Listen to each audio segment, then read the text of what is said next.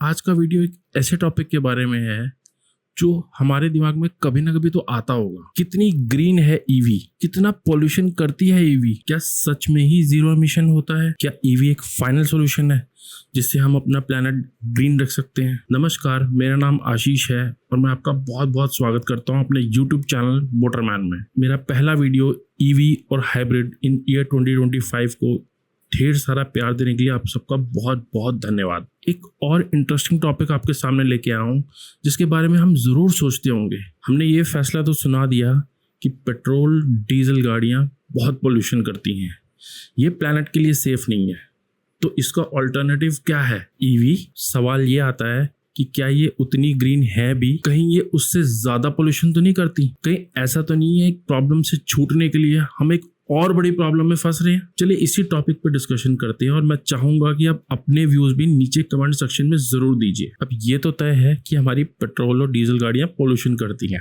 और ईवी जब चलती है तो धुआं निकलता ही नहीं है, बिल्कुल जीरो एमिशन। फिर भी कुछ लोग कहते हैं कि इलेक्ट्रिक व्हीकल 21वीं सदी का सबसे बड़ा स्कैम है। वो कैसे? अरे भाई, जब धुआं निकलता ही नहीं है, एमिशन होते ही नहीं है, एनवायरनमेंट गंदा होता ही नहीं है, तो फिर स्कैम कैसे? लोग ये भी कहते हैं कि इलेक्ट्रिक गाड़ियां पेट्रोल और डीजल गाड़ियों से 10 गुना ज़्यादा पोल्यूशन करती हैं। और फिर मैंने इसी टॉपिक पे कुछ रिसर्च करी, नतीजे जो निकले वो मेरे लिए भी चौंका देने वाले थे। मैं ये सोचता था कि हमारे पॉल्यूशन की प्रॉब्लम का ईवी एक अच्छा सॉल्यूशन है, पर अब थोड़ा डर तो लगने लगा। मैंने ये देखा कि एक ईवी की बैटरी मैन्युफैक्चर होती कैसे है, इसमें क्या क्या रॉ मटेरियल लगता है। तो ये सारी रिसर्च से ये पता चला एक ईवी की बैटरी ये कोई फैक्ट्री में नहीं बनती जहाँ पे कुछ केमिकल्स ले करके इसको तैयार कर दिया जाए। नहीं, इसके लिए भी जो रॉ मटेरियल लगता है उसकी भी माइनिंग होती है, जैसे कि निकल, लिथियम, कोबाल्ट, मैंगनीज, ग्राफाइट। अब ये वो सारी चीजें हैं जिनकी माइनिंग के लिए फॉसिल फ्यूल का यूज होता है, डिफॉरेस्टेशन करना पड़ता है, पानी का यूज होता है, कई किलोमीटर जमीन खराब हो जाती है और इसका भी वेस्ट होता है जिसे हम बिना ट्रीट किए वाटर बॉडीज में फेंक देते हैं। आइए ठीक से समझते हैं इस रॉ मटेरियल की माइनिंग कहाँ कहाँ पे होती है। Bolivia, Republic of Congo, Argentina, Chile, China, Australia, Indonesia, Russia और फिलीपींस, और भी कई देश हैं, बट मेजर सप्लाई इन्हीं कंट्री से होती है। इन देशों में या तो ये पत्थर यानी रॉक फॉर्म में मिलते हैं या खारे पानी की वाटर बॉडीज में ये सॉल्ट बेड में मिलते हैं। फिर मैंने समझा कि इसकी माइनिंग होती कैसे है। बिना किसी सेफ्टी गियर के इसकी माइनिंग हो रही है। कोबाल्ट और निकल की माइनिंग में तो पूरे के पूरे रेन फॉरेस्ट ही बर्बाद कर दिए गए। चाइना में ग्रेफाइट की प्रोसेसिंग में जीरो सेफ्टी स्टैंडर्ड फॉलो किए जाते हैं। ये पूरा का पूरा जो एरिया भी है जहाँ पे ग्रेफाइट की प्रोसेसिंग होती है, ये एक स्टेट सीक्रेट है, यानी जनता से पूरी तरह से छुपा करके किया जाता है ताकि कोई रिकॉर्ड ना कर ले किन कंडीशन में लोग काम कर रहे हैं, कहीं कोई देख ना ले। जहां पर भी ये माइनिंग होती है वो पूरी की पूरी जमीन ही वेस्टलैंड में कन्वर्ट हो जाती है। आप देखिए किस तरीके से लश ग्रीन फॉरेस्ट्स अब एक वेस्टलैंड, एक बंजर जमीन में कन्वर्ट हो गए हैं। सबसे बड़ा नुकसान होता है अंडरग्राउंड वाटर को। माइनिंग के दौरान हैवी मेटल्स और केमिकल्स किस तरह से ग्राउंड वाटर में चले जाते हैं और फिर जब इस पानी को पिया जाता है तो अलग अलग बीमारियां होती हैं। माइनिंग के बाद जो वेस्ट होता है उसको प्रॉपरली डिस्पोज ऑफ नहीं किया जाता। सिर्फ 1 टन लिथियम की माइनिंग के लिए 15 टन का वेस्ट होता है और वो वेस्ट यूं ही सड़ने के लिए छोड़ दिया जाता है, जो कि बहुत खतरनाक है बायोडाइवर्सिटी के लिए। देखिए किस तरीके से चाइल्ड लेबर भी इस माइनिंग में यूज की जाती है। जब मैंने इस पूरे प्रोसेस को देखा तो सच में मेरे को थोड़ी देर के लिए पसीना आ गया। फॉरेस्ट क्लियर करके माइनिंग जोन्स में कन्वर्ट कर दिया गया। लिथियम आयन की माइनिंग में वाटर बॉडीज में से किस तरह से कॉन्सेंट्रेट जो फ्लैट बेड पे लिथियम अवेलेबल होता है उसको किस तरह से पंप किया जाता है टू पॉन्ड्स, और फिर वहां पे 12 से 18 महीने इस पूरे कॉन्सेंट्रेट को रखा जाता है ताकि इसमें से पानी इवेपोरेट हो और जो बचता है वो लिथियम होता है और फिर उसको फैक्ट्रीज में जो कि चाइना में है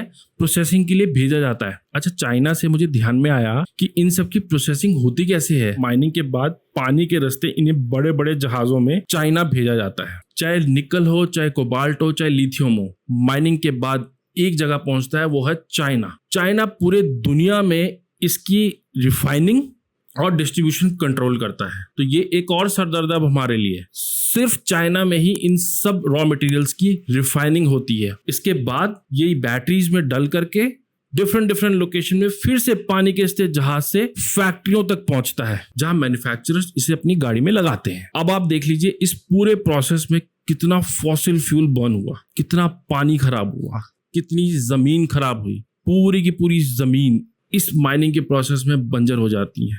वो सारी धूल मिट्टी जो माइनिंग में निकलती है उससे अलग अलग बीमारियां होती हैं। अभी तक मैं समझ चुका हूं कि ये हमारी पेट्रोल गाड़ियों से ज्यादा क्लीन तो नहीं है, पर मुझे डर है कि कहीं ये उनसे ज्यादा पोल्यूशन तो नहीं करेगी। तो ठीक है, अभी आगे समझते हैं। सबसे पहले हमको ये समझना होगा कि हमारे देश में ऑयल आता कहाँ से है। इन जगहों से हमारे देश में क्रूड ऑयल आता है और इसको फिर हम प्रोसेस करते हैं। लेकिन ईवी बैटरी में डलने वाला रॉ मटेरियल सिर्फ चाइना कंट्रोल करता है पूरी दुनिया में।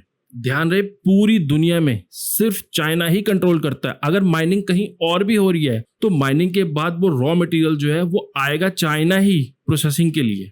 तो ये एक और बड़ा सिरदर्द है, किस तरीके से क्लीन और ग्रीन के नाम पे हम पेट्रोल और डीजल के पैरेलल एक इंडस्ट्री खड़ी कर रहे हैं जो कहीं ना कहीं उससे ज्यादा पॉल्यूशन करने वाली है। अपनी रिसर्च के वक्त मैंने ये देखा जो बैटरीज हैं वो रिसाइकिल कैसे होती हैं, बट मुझे बहुत ज्यादा कुछ मिला नहीं। अच्छा, इस बीच मुझे एक और बात पता चली कि पुरानी जो बैटरीज हैं उसको रिसाइकिल करने की कॉस्ट अगर इतनी है तो new raw material, fresh raw material खरीदने की कॉस्ट इतनी है, यानी कम है, काफी कम है। अगर किसी भी इंडस्ट्री में रिसाइकिल करने से ज्यादा सस्ता रॉ मटेरियल है, यानी फ्रेश रॉ मटेरियल, तो रिसाइकिल करेगा कौन? कई सरकारें प्रेशराइज कर रही हैं मैन्युफैक्चरर्स को कि वो ज्यादा से ज्यादा रिसाइकिल करें, लेकिन ग्राउंड पर देख के लग नहीं रहा कि ऐसा हो रहा है। इन मिनरल्स की माइनिंग में सेफ्टी स्टैंडर्ड 0 फॉलो किया जाते हैं। यहाँ से जो वेस्ट प्रोड्यूस होता है माइनिंग के बाद और प्रोसेसिंग के बाद, उसको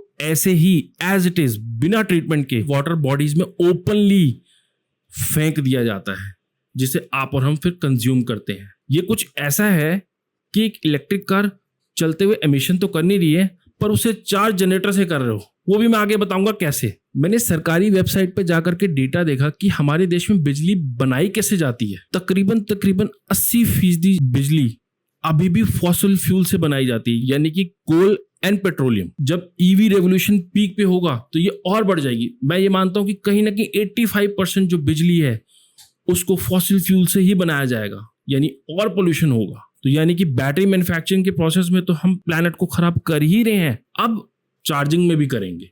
खासकर हम इंडिया में इतनी परेशानी झेलने के बाद भी हमारे पॉल्यूशन की प्रॉब्लम का कुछ नहीं होगा।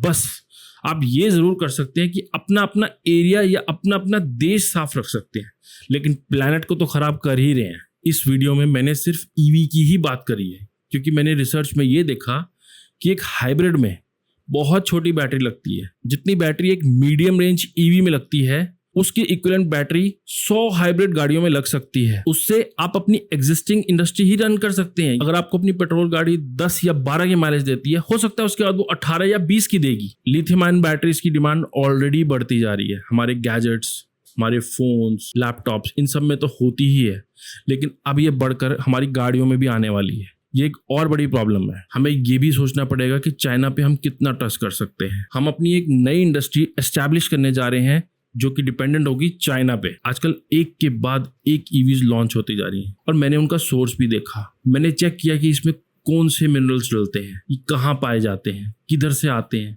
कौन इनको माइन करता है, कौन इनको प्रोसेस करता है, कौन इनका मैन्युफैक्चरर है। अमेरिकन ईवी मार्केट भी अपने रॉ मटेरियल्स के लिए चाइना पे ही डिपेंडेंट है। चाइना ईवी को इसलिए ज्यादा से ज्यादा प्रमोट कर रहा है क्योंकि चाइना के पास अपने फॉसिल फ्यूल्स यानी पेट्रोल, डीजल, अपना क्रूड ऑयल नहीं है। उसको दूसरे देशों पे डिपेंड करना होता है।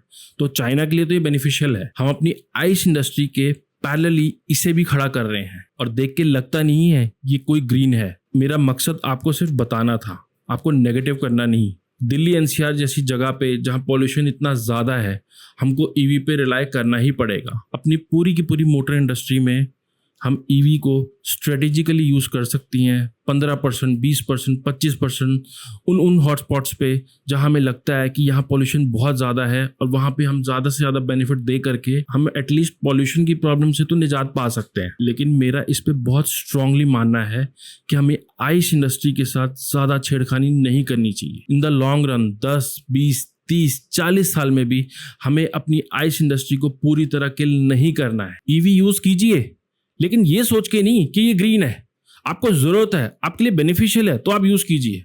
आपको लगता है इसमें पावर ज्यादा है, आपकी डीजल गाड़ी, आपकी पेट्रोल गाड़ी से ज्यादा फीचर्स हैं, तो आप उसे यूज कीजिए। लेकिन सिर्फ ये सोच के कि ये ग्रीन है और ये अच्छा है हमारे प्लेनेट के, नहीं, ये मत सोच के कीजिएगा। वरना जैसे आज मुझे पता चला है कि ये पूरी तरह ग्रीन नहीं है, जिस दिन आपको भी समझ में आएगा आप अपने आप को ठगा हुआ महसूस करेंगे।